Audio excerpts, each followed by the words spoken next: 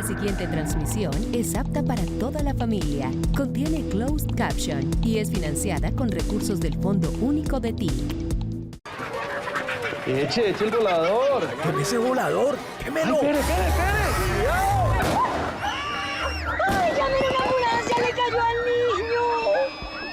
La pólvora puede dañarle la fiesta a todos. No arruines la celebración con las quemaduras, mutilaciones y el dolor que puede traer la pólvora. La vida es primero. La pólvora no es un juego. Gobierno de Colombia. Comisión de Regulación de Comunicaciones.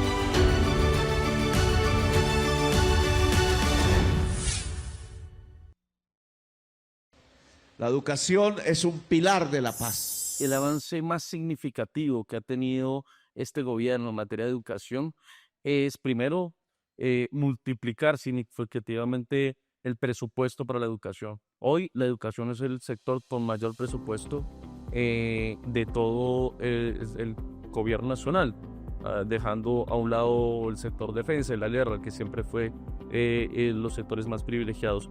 Pasamos de un presupuesto de 58 billones de pesos en el 2022 a 85,2 billones en el 2026. La mayor parte del presupuesto nacional hoy se gasta en educación. Se invierte, es la palabra correcta, porque no es un gasto, es una inversión. Antaño eran otras cifras. Hoy, de lejos, la partida más grande de todo el presupuesto nacional se llama educación pública. 82 billones comenzará a correr en el 26, ya el año que está próximo a llegar. 82 billones año. Yo recibí 50. 88, bueno, aquí me tienen que pasar bien los datos. 50 fue lo que recibimos del anterior gobierno. Pasar de 50 a 88, así haya existido algo de inflación, es sustancialmente mayor. Y esto nos ha permitido aumentar significativamente la base presupuestal de las instituciones de educación superior públicas. Hoy tenemos más de 2,5 millones de estudiantes en el sistema de educación superior. Es la cifra más alta registrada en la historia más reciente del país. Y hoy, por ejemplo, también en básica, que en preescolar, básica y media, que hemos hecho un salto impresionante.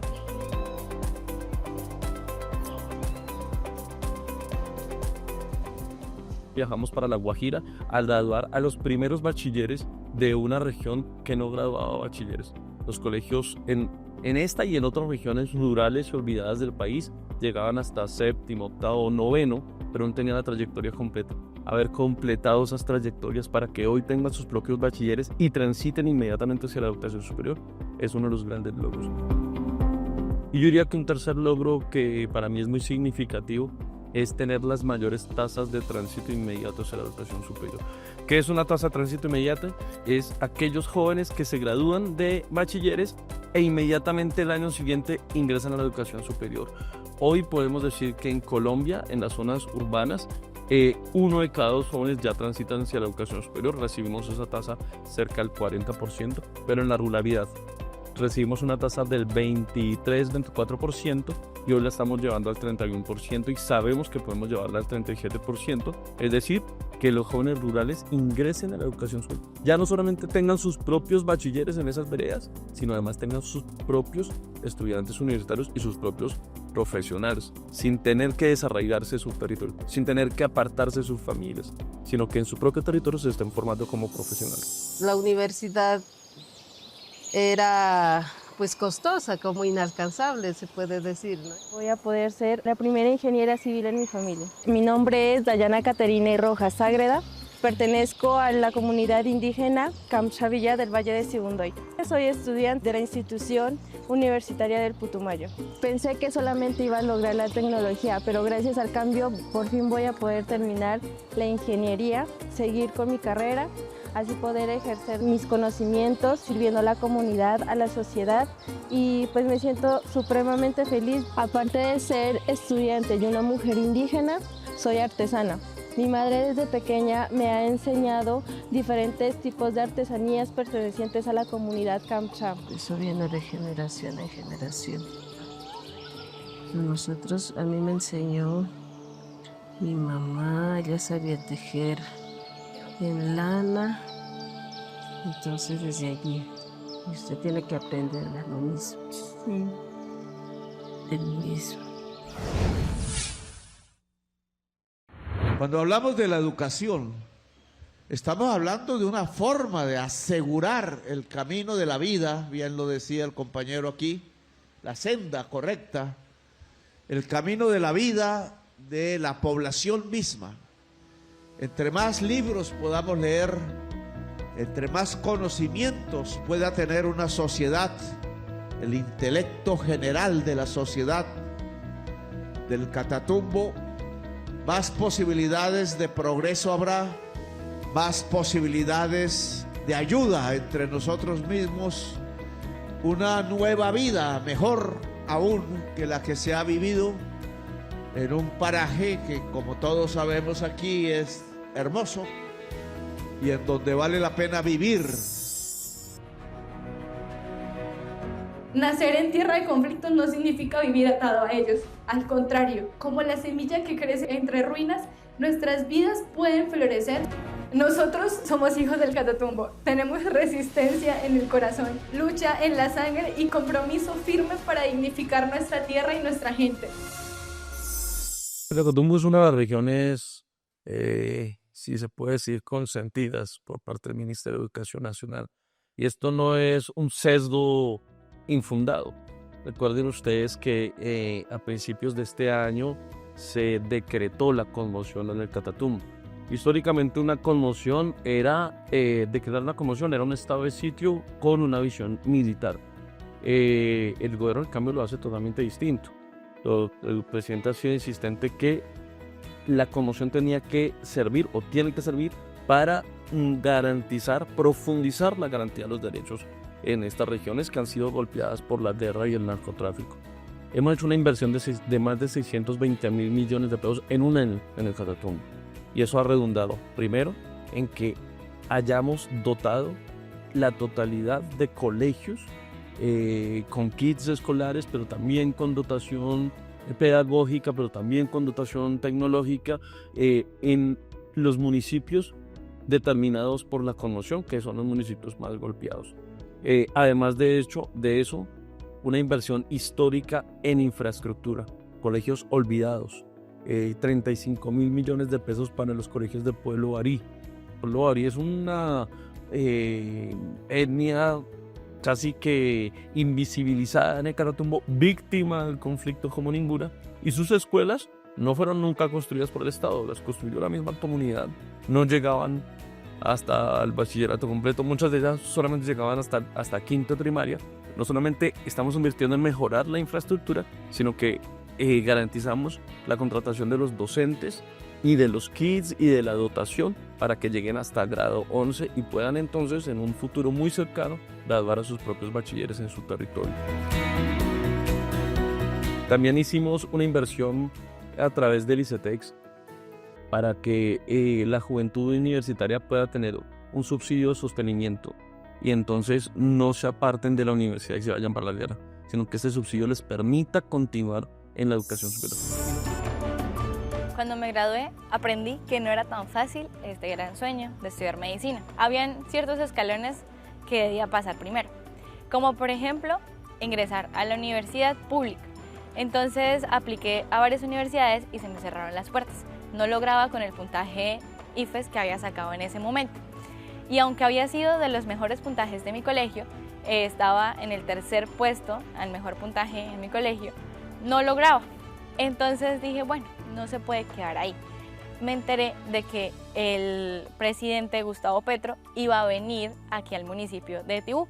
Y yo dije, yo debo estar en esa reunión. He firmado un decreto de declaratoria de conmoción interior circunscrito a la región del Catatumbo, porque aquí vinieron a masacrar un pueblo y lo desplazaron. Tiene que haber apoyo del Estado, tiene que haber salud, tiene que haber educación. Y lo mejor, la joya de la corona, es lo que nosotros denominamos la ciudadela educativa en el Tarra, en el corazón del Catatumbo, allí donde se hace la Universidad del Catatumbo.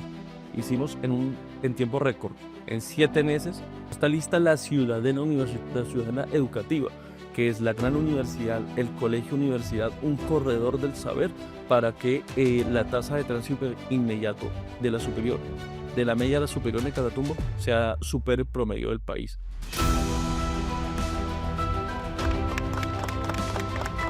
Que este es un colegio universidad. Es una propuesta de este gobierno que practicó en Bogotá cuando fuimos alcaldes, pero que viene de antaño. Así es la educación en Europa, así la trajeron los españoles en los primeros años. Los grandes colegios donde estudió Bolívar, donde estudió Santander y tanta otra gente, eran colegios donde se hacía el bachillerato, pero al mismo tiempo ahí, en los últimos años hacia adelante, se sacaba un título universitario, un título de educación superior. Esos colegios son hermosos, están regados por la geografía nacional, pero yo quiero recoger esa historia que ha hecho de la educación europea una de las mejores educaciones del mundo y volverla a revivir en Colombia, porque ya existía. Y es que el gran colegio público no solamente enseñe, hoy se llama ya no bachillerato, sino educación media, básica, etcétera, enseñe también la educación superior. Y esto también con algo fundamental, y es lograr la universalidad del programa de alimentación escolar en el Catatumbo, en los municipios determinados por el decreto de conmoción. Universalidad es que ni un solo niño se queda sin su porción alimentaria en el Catatumbo. En algunas regiones llegamos a un cubrimiento del 70, del 80, porque el PAE es cofinanciado entre el Estado, alcaldía, gobernación, pero nosotros hicimos un esfuerzo financiero para que desde la nación todos los niños de Catatumbo tengan programa de alimentación escolar. Nosotros iniciamos allá una ruta que se llamó la Ruta del Amor por el Catatumbo. Todos los funcionarios, bueno, no todos, pero funcionarios de todas las áreas, allá en el territorio, dialogando y conversando con la gente. Todo esto ha sido concertado con la comunidad. La misma comunidad nos dice dónde tenemos que invertir, qué tenemos que hacer. Y por eso cada vez que yo asisto a Catatumbo, lo que hay es un sentimiento de cambio, que sienten que existen, que ya no se les está discriminando, y algo en lo que insiste mucho la comunidad allí, es que ha sido históricamente estigmatizada. Cuando se habla de Catatumbo se habla de cocaína y de bala, pero resulta que hay arte, hay cultura, hay una juventud tremendamente talentosa. Hace poco descubrimos un talento, un niño que es virtuoso en el acordeón, entonces su colegio le vamos a poner dotación musical para que ese tipo de virtudes hablen por el Catatumbo y dejemos de estigmatizar una región además que es muy hermosa. Siendo realistas, en esta región, y lo digo pues de manera personal, son muy pocas las opciones, como por ejemplo irse a raspar o irse a trabajar al día a día. Ahora que pasé, veo en mí un futuro muy distinto, muy diferente, ya que como ven vamos a cambiar de ámbito, vamos a ir a un lugar que no conocemos, vamos a incluso a cambiar de clima. Aunque ustedes no lo crean, con este granito de arena que están aportando, le cambian la vida a muchas personas.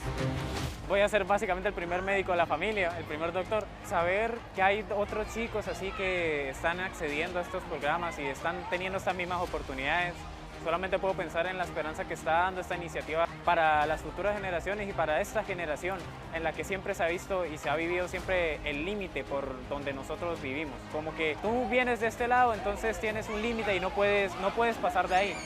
Entonces eso realmente nos da esperanza en poder salir adelante y ser mejor de lo que el límite de la sociedad nos ha puesto. Infortunadamente nosotros vivimos una realidad por decisiones pues que en mi opinión fueron equivocadas de poner en un solo contratista la infraestructura escolar del país. Y el país es muy diverso y la geografía es muy diversa. Y eso ocasionó pues problemas que estarían por determinar. Hay un laudo internacional del cual no me puedo referir mucho realmente por la naturaleza jurídica que tiene, pero el caso es que encontramos obras con más de 10 años de retraso. Uno de los colegios que visitamos en el Huila, los jóvenes que se iban a graduar vieron el inicio de la obra de su colegio cuando estaban en la preescolar. O sea, duraron toda la trayectoria del colegio, nunca vieron terminadas las obras de sus colegios. Esos denominados elefantes blancos, más de 73 colegios que empezamos a rescatar, a mirar cuál era la situación contractual, cómo podíamos subsanar los errores contractuales, lograr la llegada de otros contratistas que se le midieran, porque muchos de estos colegios también quedan en zonas de difícil acceso, y es así como con una inversión de más de 575 millones de pesos logramos entregar más de 73 obras que estaban totalmente estancadas, que no tenían ni principio ni fin. En alguna de ellas incluso, creo que es Río Sucio, nos tocó demoler lo que se había iniciado en un momento y empezar de cero porque estaba mal hecho. Es decir, una muy mala planificación de los proyectos de infraestructura escolar, pero colegios que ya se pusieron al servicio de los niños, niñas y adolescentes y que pues no tiene que servir como punto de referencia. No puede demorarse 10 años la construcción de un colegio cuando nosotros en el Catatumbo dejamos de hacerlo en 7 meses. Creo que hay una demostración de eficiencia que vale la pena seguirla teniendo en el Ministerio de Educación Nacional. La educación superior, nosotros aquí hacemos un cambio de paradigma. Aun cuando la misma Ley 30 que rige la educación superior, pues a mi modo de ver es ambigua frente a la garantía del derecho o la prestación del servicio, nosotros nos hemos ido de frente con que debe ser derecho. Y hoy tenemos más de 300.000 nuevos estudiantes, 350.000 nuevos estudiantes, 340.000 nuevos estudiantes en la educación superior en un periodo de 2 años y medio. O sea, no estamos contabilizando el periodo completo de gobierno, porque pues eso tiene como una revisión y unos métodos que nos obligan a tener un rezago. Pero ese es un momento sustancial y con una eficiencia también en el gasto público. Fíjese en esta cifra. Mediante la modalidad de la educación como servicio, se financia a través de la demanda, mediante programas como Ser Pilopada o Generaciones, etc. Y se invirtieron 1,7 millones de pesos, y se beneficiaron 17.000 estudiantes a través de este modelo. 17.000 estudiantes, 1,7 billones de pesos. Nosotros en 2 años, a 2024, habíamos invertido 2,1 billones de pesos y teníamos ya 150.000 nuevos estudiantes en la educación superior. Es decir, cuando se invierte en la universidad pública y se le dan garantías a la universidad pública de tener infraestructura, base presupuestal, capacidad instalada, la universidad pública es mucho más eficiente que estos modelos de financiación a través de la demanda como Ser y lo paga. Y no solamente eso, sino que le queda a la universidad pública la sede universitaria nueva. En Suárez, Cauca, donde jamás la gente se imaginó iba a tener una sede universitaria, hoy la tiene a través de la Universidad del Valle, y esa sede que recibe unos primeros nuevos estudiantes en un primer corte, los estudiantes continúan, pero tiene la capacidad instalada para seguir recibiendo nuevos estudiantes. Ser Pilopada no. CELPI lo paga es un crédito. Si tienes el crédito este periodo para beneficiar a los estudiantes, ellos seguirán, pero no quedó ninguna capacidad. Tienes que sacar nuevamente del bolsillo y de la voluntad política en el presupuesto para seguir dando créditos. ¿Dónde queda la capacidad instalada? Yo lo digo siempre así: en los cerros orientales de Bogotá, en las universidades privadas, unos edificios muy bonitos, pero que no están siendo tan eficientes para garantizar el derecho en las zonas más apartadas, que es donde más se vulnera el derecho. Entonces, esos edificios ahora los estamos viendo allá, en Suárez, Cauca, en Urilla, en La Guajira, en la Jagua de Irico, donde queremos poner una sede universitaria, aun cuando se nos atraviesa la clase política tradicional del departamento. Pero es allá donde nosotros queremos dejar esa capacidad instalada y vamos muy bien. Eso sin contar con la estrategia universidad de colegio. Este beneficio, la verdad, nos ha emocionado mucho, sobre todo a mi hijo, que ha tenido muchos problemas también a causa, creo que una presión por esta deuda. Ha tenido muchos problemas de salud mental, incluso en este momento está hospitalizado en la Clínica Montserrat desde el 11 de noviembre, entonces el domingo pude darle la noticia y está muy, muy feliz. Se siente como un premio, como un reconocimiento a mi esfuerzo, a lo que he venido haciendo estos años y pues a todo el proceso que llevo. Bueno, yo ya estoy cerca de terminar mi carrera, me preocupaba bastante el crédito, pues de no ser condenado, estaría, digamos que, atada. El primer logro que nosotros queremos dejar como gobierno es que el ICETEX deje de ser esa institución repudiada por la juventud. Recuerden ustedes en el estallido social de más reciente, el 21, o en las marchas estudiantiles del 18, o durante las marchas estudiantiles de la Mania, siempre los estudiantes se dirigían contra el ICETEX con una rabia que podríamos decir legítima, porque era una institución que los acorralaba, que los asfixiaba, que los ponían contra la pared a ellos y a sus familias. Suicidios tuvimos nosotros que avisorar de jóvenes que, asfixiados por la deuda con el ICETEX, pues la única opción que veían era acabar con su propia vida. Ese es el primer legado, que el ICETEX deje de ser esa institución repudiada y se convierta en una institución amiga. ¿Y cómo se convierte en una institución amiga?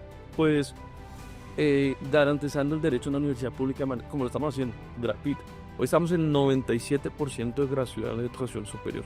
El 97% de los estudiantes que hoy estudian en las instituciones de educación superior pública lo hacen gratuitamente, con calidad, porque las pruebas saber nos determinan que estamos aumentando la calidad en la educación superior pública. Entonces, cuando un estudiante tiene esa posibilidad, el ICETEX se convierte en una alternativa en la que libremente el estudiante dice: mire, yo la verdad no quise estudiar en una universidad pública, o bueno, la universidad pública hoy todavía no brinda todas las posibilidades de tener la oferta completa. La verdad es una nota porque, como te digo, yo estaba ahorrando mes a mes y ya tener ese dinero libre puedo empezar estoy también cursando otra carrera, estoy cursando psicología, entonces puedo enfocarme tal vez en conseguir una mejor universidad con un semestre un poco más costoso, invirtiendo parte de los ahorros que tengo, y pues aparte también me empiezo a especializar, entonces siento que ese dinero podría ir bien invertido hacia ese lado.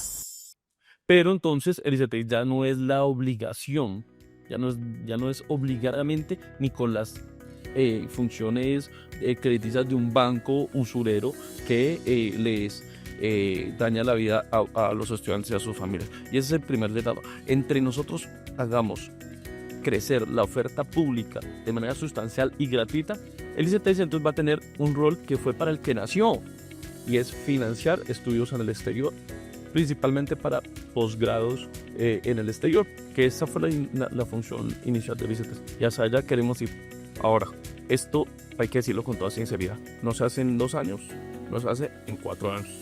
Esto es cambiar un modelo de 40 años, también toma un tiempo, y estamos avanzando a pasos agigantados en ese cambio de modelo. Lo primero que los colombianos deben saber es que el programa de alimentación escolar es un programa cofinanciado. ¿Qué quiere decir? Que la nación aporta una parte y el ente territorial, llámese departamento o llámese municipio, pone otra parte.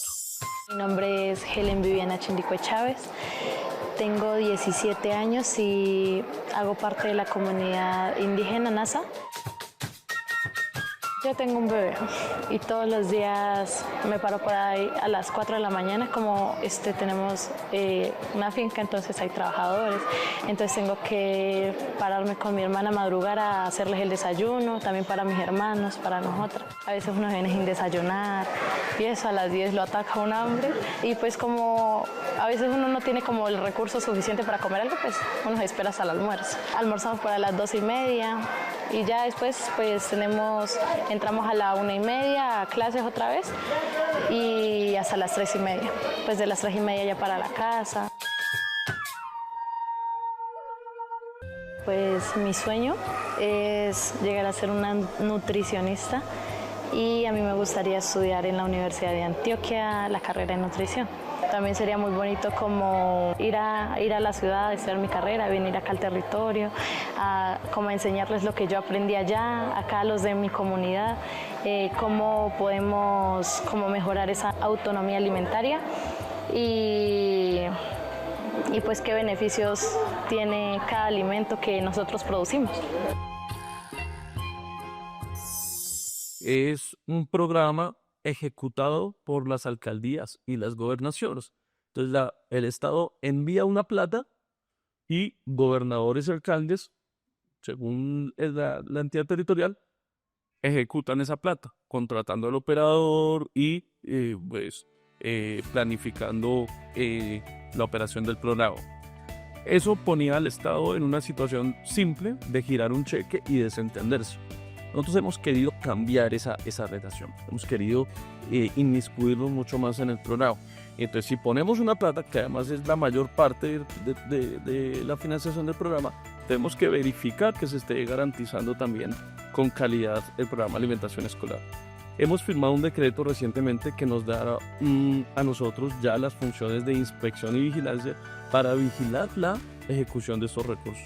Porque recuerdas que siempre las denuncias del PAE eran corrupción en el programa alimentación, que a los niños les daban comida picha, que no les daban la porción completa, que se las daban mal, etc.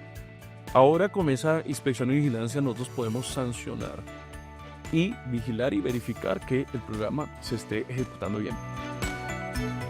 Segundo, iniciamos también la posibilidad de que pueblos negros, afros, raizales, sean ellos quienes ejecuten su propio programa. Entonces, ¿quiénes mejores para alimentar a sus niños que su propia comunidad?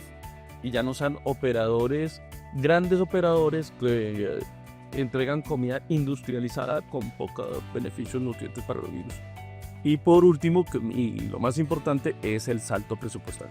Entonces, y en esto yo quiero ser muy enfático, porque con todas las angustias fiscales que ha tenido el país, el presidente ha sido muy determinante en decir, se puede desfinanciar todo, excepto la comida de los niños, excepto la educación de los niños en Colombia. Y en lugar de decrecer, hemos crecido sustancialmente los recursos para el PAE. El próximo año crece $1 billón, el crecimiento más alto en toda la historia del programa de alimentación escolar, para lograr la cobertura total en las regiones más donde hay mayor inseguridad alimentaria. La Guajira lo estamos logrando, Chocó lo estamos logrando, Catatumbo, ya lo dije, lo estamos logrando. Los municipios con mayor insuficiencia alimentaria ya estamos logrando cobertura del 100% del programa de alimentación escolar. Y ahora le estamos solicitando a los entes territoriales que hagan un esfuerzo similar al que hace la nación para que podamos tener doble ración. Como estamos aumentando también la jornada, estamos llegando con artes, con deportes, con cultura, pues eso también implica que en la jornada de la tarde los niños tengan una segunda ración. Y entonces en esa conversación que estamos teniendo con entes territoriales empezamos a lograr los Boyacá son un gran ejemplo de ello.